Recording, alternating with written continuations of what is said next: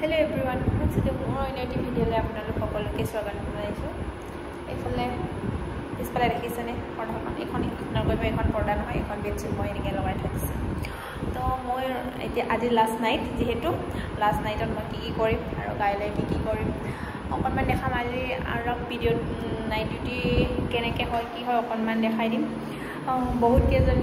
বহুতে মানে কেইজনী নহয় মানে বহুত ছোৱালীয়ে মানে নাৰ্ছিং পঢ়িবৰ কাৰণে ইচ্ছুক হৈছে। তো নাৰ্ছিং পঢ়িব আহিব যেতিয়া নাৰ্ছিং ডিউটিৰ বিষয়ে অকণমান জানক। তো এইজনী মানুহ হ'ল মই ৰেডি। মই পানী বটল লৈ গৈছোঁ, চাৰ্জাৰ লৈ গৈছোঁ। মেইন পানী বটল আৰু চাৰ্জাৰ মেইন, যিহেতু মোৰ ফোন সোনকালে চাৰ্জ শেষ হৈ যায় আৰু মোৰ এতিয়া যাওঁ আৰু টাইম বাজিছে এতিয়া 7:55। তো 8ত পাব লাগে, কিন্তু জল্দি যাওঁ। বেগটো লওঁ আৰু যাওঁ।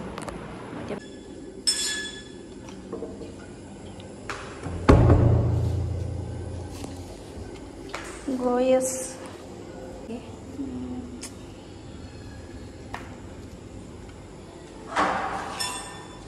বল জাসমিন, ঐ জাস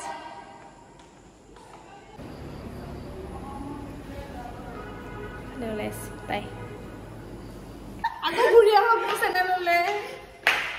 জেসমিনৰ চেনেল হ'লে এতিয়া আমি নাইট ডিউটিলৈ গৈ আছোঁ। ইয়াৰ ফাৰ্ষ্ট নাইট ডিউটি গৈ আছোঁ। ফাৰ্ষ্ট নাইট তোৰ ফাৰ্ষ্ট নাইট নহয় নেকি? মোৰ লাষ্ট নাইট। মই জীৱনৰ ফাৰ্ষ্ট নাইটৰ বুলি কৈ দিম নহয়, আজি ফাৰ্ষ্ট ডে নাইট ডিউটি। আৰে আমাৰ দীপশিকা পাৰ্টি ৰিটাৰ্ণ মাৰিলে। আমি এতিয়া গৈ আছোঁ ভিডিঅ' নাইট ডিউটিত ভিডিঅ' কৰি আমি যাবৰ হৈ যাওঁ নাইট ডিউটি। মানে দেখিছেনে তেল চেল লগাই ইমান বেয়া হৈ আছোঁ। এইফালে আমাৰ নাইট ডিউটি হ'ব। এতিয়া যাওঁ আৰু তাত এতিয়া ডিউটিত গৈ লগ পাম। এতিয়া আমাৰ OPD পালোহি আৰু এইফালে দেখিছেনে। এতিয়া কাৰণে কেজুৱেলিটিটো এইটো ভিতৰত অকণমান OPD সোমোৱা চাইডে আছে। কেজুৱেলিটিটো নতুনকৈ ষ্টাৰ্ট হোৱা নাই, পুৰণা মানে চাৰ্জাৰী OPDৰ ওচৰতে কেজুৱেলিটিটো আছে। তো আমি দুজনী গৈ আছোঁ আৰু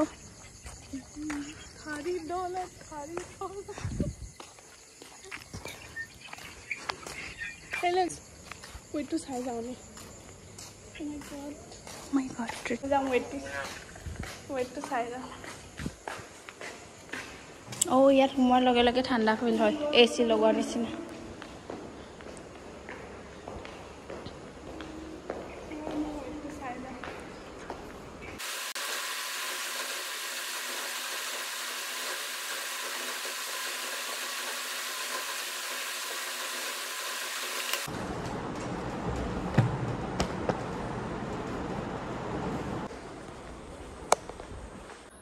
Good morning. No. এয়া মৰ্ণিং ভিউ দেখিছেনে, ইমান ধুনীয়া মৰ্ণিং। তো নাইটৰ পৰা ওলাই গ'লো, মনটো অলপ ভাল লাগি যায় আৰু ভিউটো দেখি। ৰুমৰ বিচনাখনলৈ মনত পৰি যায়। যেতিয়াই নাইট ডিউটি আহে তেতিয়াই ৰুমৰ বিচনাৰ কাৰণে মনত পৰি যায়।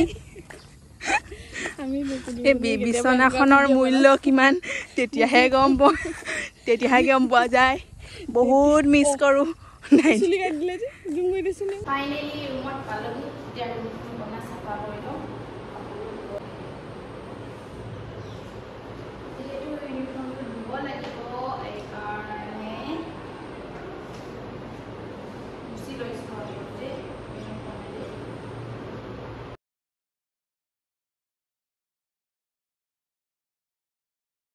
ফাইনেলি গা পা ধুই হৈ গ'ল।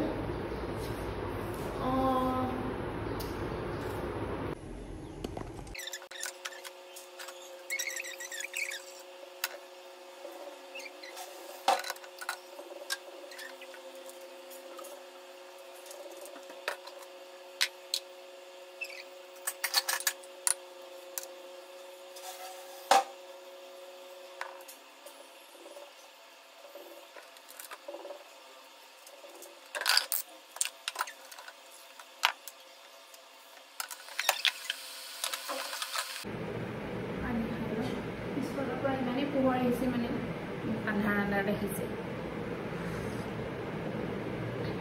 মানে কুহুমীয়া ৰাতিপুৱা কুহুমীয়া গৰম পানী খালে মানে গেছ নহয় সো মোৰ বহুত গেছৰ প্ৰব্লেম আছে আৰু নাইট ডিউটি কৰিলে বেছি গেছ হয় মানুহ মানে সবৰে হয় অকল মোৰ বুলি নহয় যাৰ যাৰ মানে গেছৰ প্ৰব্লেম থাকে ন সবৰে নাইট ডিউটি কৰিলে গেছ হয় মোৰ অলপ বেছিকৈ হয় সেইকাৰণে মই ডেইলি নাইটৰ পৰা আহি অকণমান কুহুমীয়া গৰম পানী খাই দিওঁ আৰু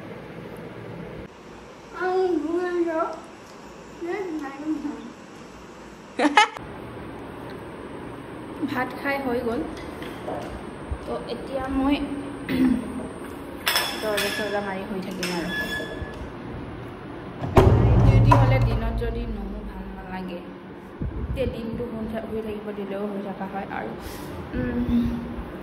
যোনে যোনে নাৰ্ছিং এণ্ট্ৰেঞ্চ দিব বিচাৰিছে ইহঁতৰ কাৰণে এটাই কথাই যে ফাৰ্ষ্টতে বহুত নাৰ্ছিং পঢ়ো এনেকুৱা লাগি থাকে বাৰু তো নাৰ্ছিঙত নাইট ডিউটি ডে ডিউটি উইকতটো পায় বাৰু উইকত এদিন অফ তাৰপিছত নাইটৰ পাছত নাইট অফ আজি মোৰ নাইট অফ আৰু এক্সামৰ কথা চবেই সুধি আছিলে যে বা ইম্পৰ্টেণ্ট কুৱেশ্যন দিয়ক ইম্পৰ্টেণ্ট কুৱেশ্যন দিবলৈ মই যোৱাবাৰৰ কি কুৱেশ্যন আহিছিলে ইমান মই মানে গম পোৱা নাই এইকাৰণে মই দিব পৰা নাই এইবাৰৰ পৰা যিহেতু এইবাৰ কুৱেশ্যন পেপাৰ যদি ঘূৰাই দিয়ে তেতিয়াহ'লে মই গম পাম যে কি কুৱেশ্যন আহিছে তাৰপিছত নেক্সট তাৰ ওপৰত ভিডিঅ' বনাব পাৰিম কি কুৱেশ্যন আহিছিলে আমি যেতিয়া এণ্ট্ৰেঞ্চ দিছিলোঁ তেতিয়া আমাৰ বেটছটো অকল ছায়েন্সৰ লৈছিলে যিহেতু তেতিয়া অলপ কুৱেশ্যন পেটাৰ্ণটো বেলেগ আছিলে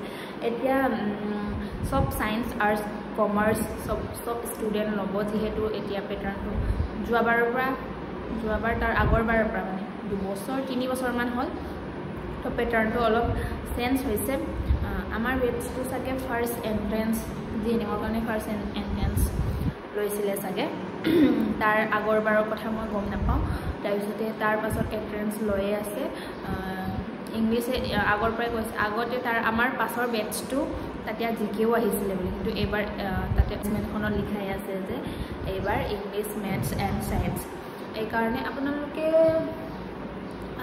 ইংলিছটো ভালকৈ চাব আৰু গ্ৰামাৰেই মেইন ন ইংলিছৰ এক্সট্ৰা টেক্সট বুকৰ পৰা ইমান পঢ়িব নালাগে গ্ৰামাৰ বহুত মানে নাৰ্ছিঙত ইংলিছ বহুত ইম্পৰ্টেণ্ট হয় ন তো এইকাৰণে ইংলিছত 50 মাৰ্ক দিছে আৰু ছায়েন্সত 25 আৰু মেথছত 25 বাৰে মোৰ 3টা নাৰ্ছিঙৰ ওপৰত 3টা ভিডিঅ' বনাইছোঁ এই 3টাতে মোৰ কোৱা আছে আৰু ষ্টেণ্ডাৰ্ড বুলি ক'লে ইমান টাফকৈ পঢ়িব নালাগে যিহেতু কনচেপচুৱেল বস্তুখিনি পঢ়িলে হৈ যাব আৰু মেথছৰো তেনেকৈ বেছি টান পঢ়িব নালাগে যেনেকৈ চিম্পলিফাই কনচেপচুৱেল বস্তু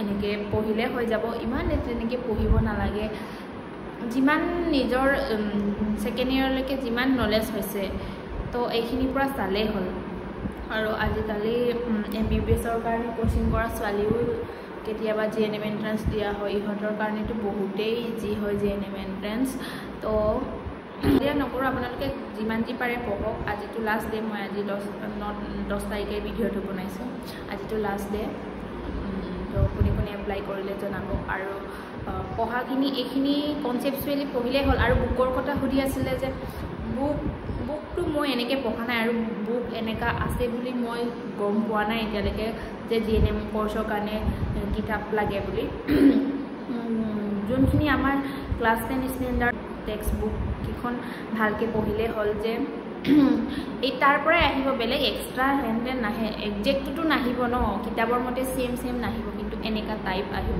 তো আপোনালোকে তেনেকৈ চালেই হ'ল বেছি টেনশ্যন ল'ব নালাগে জাষ্ট এক্সাম দিছোঁ পাছ কৰিলে কৰিম নকৰিলে নাই আৰু নেক্সট আহিব নেক্সটত দিম বুলি ভাবিব তো বেছি ভিডিঅ'টো দিবলৈ নকৰোঁ এয়া আছিল আজি ভিডিঅ' ভাল লাগিলে লাইক কৰিব আৰু চেনেলটো ছাবস্ক্ৰাইব কৰিব